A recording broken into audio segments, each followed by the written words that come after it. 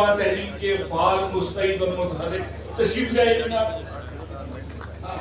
कादर साहब इलेक्ट्रॉनिक्स के उम्मीदवार हैं माशाअल्लाह जी, वेलकम। इजाज अहमद चीमा साहब सिविल के उम्मीदवार हैं, बड़े मुतहर्रिक और फाल, पिछले 10-15-12 साल से हर फंक्शन में हर जगह वैल्यू ऐड करते पाए जाते हैं। इंजीनियर खालिद रहमान साहब, खालिद साहब तशरीफ लाएंगे।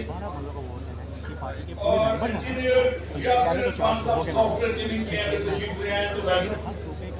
इंजीनियर कसीम कुरैशी साहब जी, इंजीनियर कसीम कुरैशी साहब इधर हैं तो तशरीफ लाएंगे। मैं सबको वेलकम करता हूँ। ये फ्यूचर लीडरशिप है हमारी।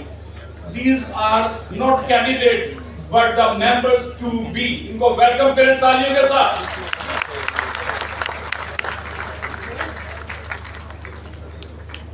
बहुत शुक्रिया जनाब, थैंक यू वेरी मच।